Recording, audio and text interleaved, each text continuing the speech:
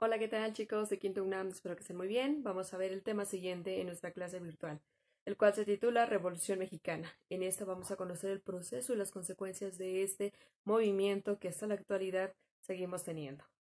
Espero que estén muy bien y comenzamos. La Revolución Mexicana es el movimiento armado iniciado en 1910 para terminar la dictadura de Porfirio Díaz y que culminó oficialmente con la promulgación de la nueva Constitución Política de los Estados Unidos Mexicanos de 1917, siendo esta la primera a nivel mundial en reconocer las garantías sociales y los derechos laborales colectivos. Causas de la Revolución. Políticas. Un régimen envejecido ante la ausencia de integración o formación de nuevos dirigentes y el empuje natural de las nuevas generaciones. Sociales. La mala administración de la justicia, la riqueza acumulada en poder de unos cuantos y la extrema pobreza de la mayoría de la gente. Las condiciones infrahumanas de los campesinos quienes, aparte de carecer de tierras, sufrían el maltrato de los capataces, imperando en todo momento las condiciones de servidumbre.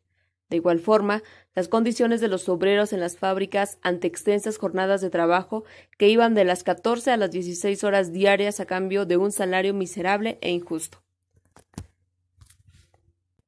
Sin embargo, en 1908, Díaz es entrevistado por James Cleveland, redactor de Pearson Magazine, y expresa al reportero: «He esperado con paciencia el día en que el pueblo mexicano estuviera preparado para seleccionar y cambiar su gobierno en cada elección, sin peligro de revoluciones armadas, sin perjudicar el crédito nacional y sin estorbar el progreso del país.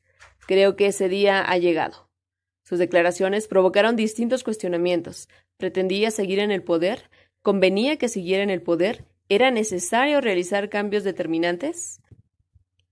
Para 1909 surgen dos grupos principales dispuestos a la lucha electoral: el Partido Nacional Democrático y el Partido Antirreeleccionista, en cuyas filas se hallaban Francisco I. Madero, Emiliano Vázquez Gómez, Toribio Esquivel, José Vasconcelos y Luis Cabrera, quienes iban a contender en las elecciones contra Porfirio Díaz. A Madero se le une, en el sur, Emiliano Zapata, quien proclamaba los derechos de los campesinos y la reforma agraria.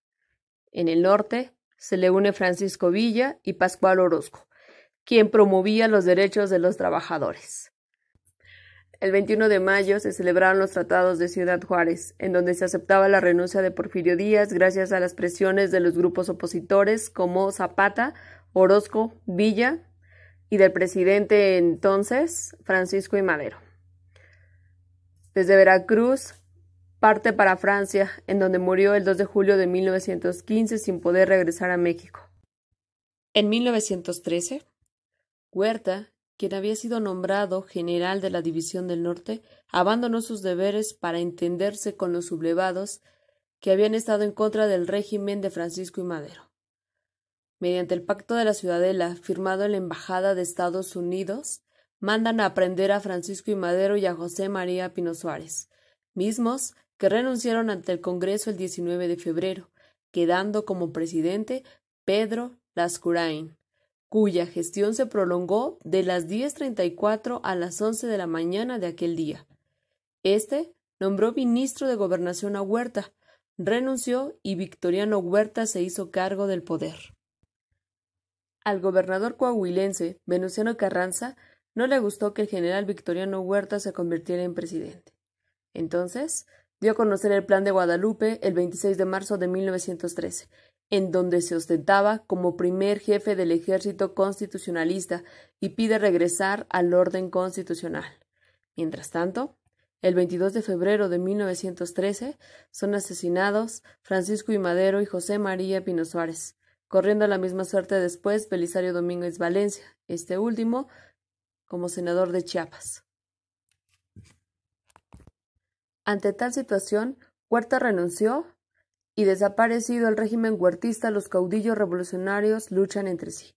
Por un lado está Venustiano Carranza por ser el primer jefe del ejército constitucionalista, Francisco Villa por ganar las batallas de mayor importancia contra Victoriano Huerta y pedir la repartición de tierras, Emiliano Zapata porque exigía el cumplimiento del Plan de Ayala. Esta situación es descalificada por los demás grupos, quienes deciden convocar a la Convención de Aguascalientes en octubre de 1914. Asistieron obregoncistas, carrancistas, zapatistas y villistas, provocando y obligando a Venustiano Carranza a salir de la capital y volver al enfrentamiento por la Revolución Mexicana. Pero fue hasta 1917, con la fuerza militar a su lado, que Venustiano Carranza convoca un Congreso Constituyente en la ciudad de Querétaro, al que concurrieron solo diputados carrancistas. El Congreso trabajó 2 meses dedicándose a elaborar una nueva Constitución Federal en la que se introducen reformas en su articulado y se establecen principios innovadores en materia agraria, creando con ello la Constitución que va a regir a nuestro país en la actualidad. Esta se promulgó el 5 de febrero de 1917. La guerra por parte del gobierno tomó perfiles despiadados. Zapata murió en una emboscada ante la amenaza que éste suponía para el gobierno federal. El coronel carrancista Jesús Guajardo traicionó y asesinó al líder agrarista en Chinameca, Morelos, el 10 de abril de 1919. El gobierno de Carranza duró poco. El general Álvaro Obregón, quien se había desempeñado en la primera etapa de su gobierno como ministro de Guerra y Marina, se sublevó al verse en desventaja en su lucha por la candidatura oficial para las siguientes elecciones federales y mandó darle muerte el 21 de mayo de 1920. Asimismo, ante el temor de que Francisco Villa nuevamente se levantara en armas durante la rebelión de la Huertista, los obregonistas decidieron matarlo, asesinándolo en Parral, Chihuahua, el 20 de junio de 1923. A pesar de todo, el movimiento armado iniciado en 1910 logró concretar en los años siguientes los anhelos, derechos y obligaciones del pueblo mexicano, los cuales quedaron establecidos en la Carta Magna promulgada el 5 de febrero de 1917. Espero que este video les haya ayudado para completar el tema. También recuerden ustedes que tienen que resolver la misión para que puedan comprender mejor. Nos vemos en la siguiente clase y espero que sigan cuidándose como hasta ahora.